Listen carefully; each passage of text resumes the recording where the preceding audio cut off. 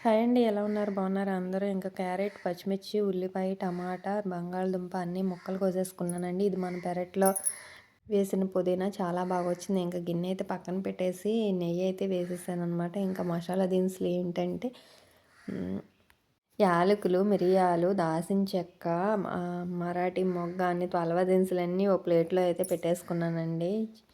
బాదం పప్పుతో సహా తీసుకున్నవన్నీ ఓ పక్కన అయితే పెట్టేసుకున్నానమాట. ఇంక ఈరోజు మా పాప, బాబు అయితే వెజిటేబుల్ బిర్యానీ చేయమని అన్నారనమాట. సరే వాళ్ళుండేది సండే కదా చేద్దారని చెప్పైతే నెయ్యి నిన్న చేసిన నెయ్యి ఉంది కదండీ వీడియోలో, ఆ నెయ్యి అయితే కొంచెం అడుగున కొంచెం లైట్‌గా నలుపుగా ఉంది. అదైతే కొంచెం పడిందనమాట. అయినా బాగానే ఉంది టేస్ట్. మసాలా దినుసులు అయన్నీ వేసేసుకున్నాను. పచ్చిమిర్చి కూడా వేసేసాను. ఇవి కొంచెం వేగనిచ్చి ఉల్లిపాయలు కూడా బారుగా కట్ చేసుకున్నయి అయితే వేసుకోవాలనమాట. బిర్యానీలోకి అలా బారుగా కట్ చేసుకుంటేనే బాగుంటాయి ఉల్లిపాయలు. ఇంకా క్యారెట్ కూడా వేసేసుకున్నాను. ఇంక ఈ వెజిటేబుల్ బిర్యానీలో మా పాప, బాబు తినేది బాగా ఏంటంటే బాదం పప్పు కూడా తినరండి. వేసిన జీడిపప్పు కూడా తినరు. ఇంకా జీడిపప్పు కూడా లేదులేండి ఇంట్లో. ఇంక అప్పటికప్పుడు వాళ్ళు చెప్పారని చెప్పి ఇంట్లో ఉన్న వాటిలతో అయితే ప్రిపేర్ చేస్తున్నాననమాట. రైస్ తిన్నా తినకపోయినా ఆ క్యారెట్ ముక్కలున్నాయి కదండీ! అవైతే వదలకుండా తినేస్తారు. ఎన్నేసినా తినేస్తారనమాట. అవి కాకుండా ఇంకా బంగాళాదుంపలు వేసినా కానీ తింటారు. అవి కూడా ఏశాను. ఇంకా ఎందుకనంటే ఈ రైస్‌లో వాళ్ళు ఎక్కువ తినేది ఈ రెండే తింటారనమాట. ఇంకా బంగాళదుంప ఫ్రై చేస్తే వదలకుండా అయితే తింటారు. ఉత్తి ఫ్రై తినేయమన్నా తినేస్తారనమాట. రైస్‌లో కాకుండా వాళ్ళకంత ఇష్టం బంగాళదుంప ఫ్రై అంటే. ఇంకా వాళ్ళు అడిగాక మనం చేయకుండా ఉండలేం కదండీ!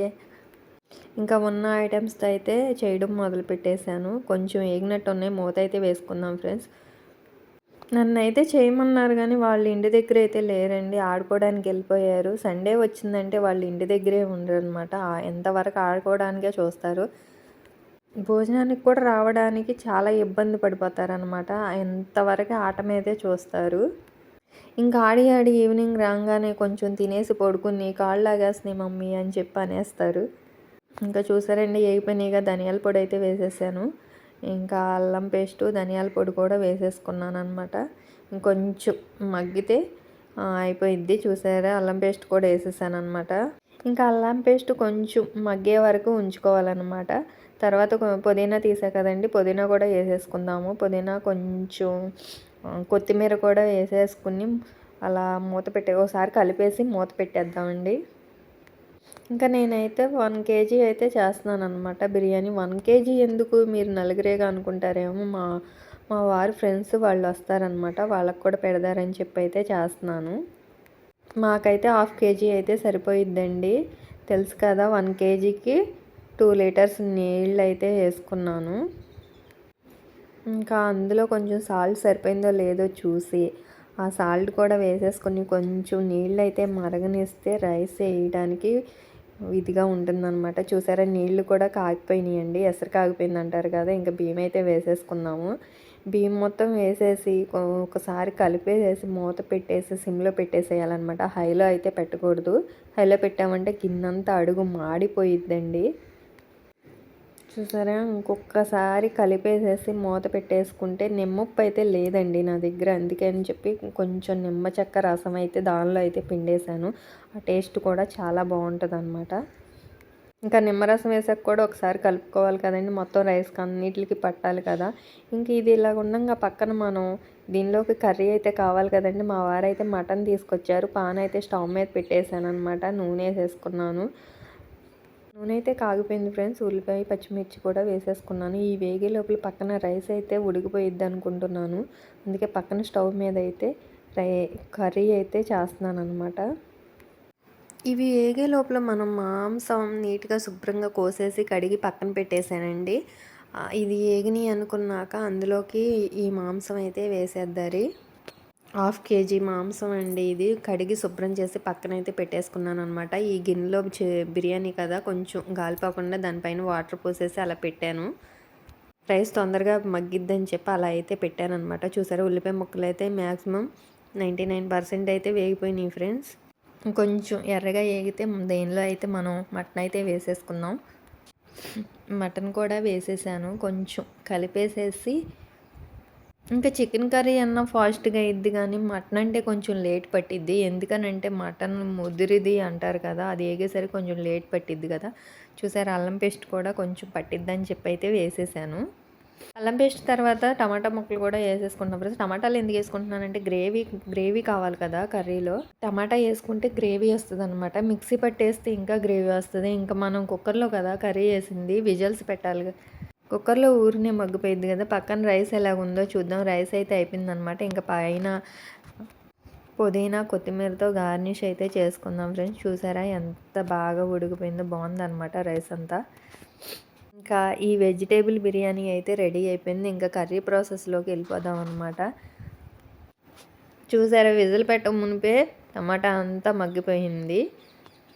ఇంకా మొన్న మా అక్క వాళ్ళ ఇంటి దగ్గరికైతే వెళ్ళానండి. మా అక్క అప్పుడు దాని దగ్గర కూర్చుని మాటలు చెప్పుకుంటా 5 నిమిషాల్లో కుక్కర్‌లో కర్రీ చేసేసేసింది.